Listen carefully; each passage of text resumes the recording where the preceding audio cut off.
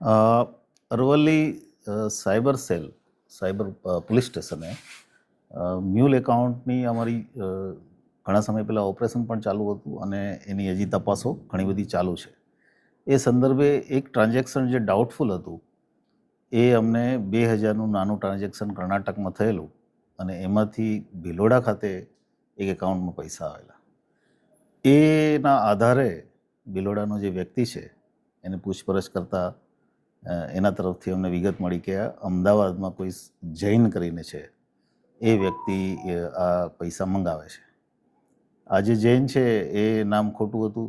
ડિટેલમાં તપાસ કરતાં આવો કોઈ વ્યક્તિ અઠવાડિયા અમદાવાદમાં હાજર ન હતો. સાયબરની ટીમ અમદાવાદ ગયા પછી એક ઘરમાં રેડ કરતાં અમને 24 લાખ રૂપિયા, લગભગ 31 મોબાઈલ, કોમ્પ્યુટર, લેપટોપ, 21 જેટલી અલગ અલગ બેંકોની ચેકબુક અને 17 જેટલા એટીએમ કાર્ડ અમને મળ્યા છે અને નોટ કાઉન્ટિંગ મશીન પણ ત્યાંથી મળ્યું છે. એના આધારે જે મકાન જેનું હતું એની વધારે ડિટેલમાં પૂછપરછ કરતાં અમે 2 આરોપીની અત્યારે ધરપકડ કરી છે. એક છે દિનેશ માળી કરીને, જે મૂળ રાજસ્થાનનો છે, અને બીજો છે મહેન્દ્ર કુમાર દેવાસી. બંને મૂળ રાજસ્થાન સાંચોરના છે અને અમદાવાદ રહે છે.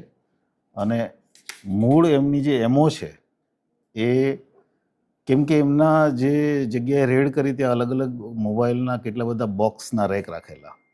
એની એમો હિન્દીમાં ઇન્સ્ટાગ્રામ પોસ્ટ બનાવી અને ઓલ ઇન્ડિયામાં લોકોને સસ્તા ભાવે મોબાઈલ આપી અને એ મોબાઈલથી એનાથી ટ્રાન્ઝેક્શન પૈસા મેળવી, વિશ્વાસ કેળવવાનો, પછી પૈસા મેળવવાના અને પછી પોતાના મોબાઈલ બંધ કરી દેવાના. એ જે પૈસા મેળવવાના છે અલગ અલગ એકાઉન્ટ માટે થઈને આ ઉપયોગ થતો હતો. એટલે એક પ્રકારનો મોટો સાયબર ફ્રોડનો કેસ જે અમદાવાદમાં ચાલી રહ્યો હતો.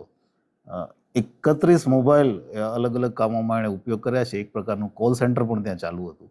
આ બધી વિગતો સાથે અમે ગઈકાલે એમને કોર્ટમાં રજૂ કર્યા છે અને કોર્ટે અમને 7 દિવસના રિમાન્ડ આપ્યા છે.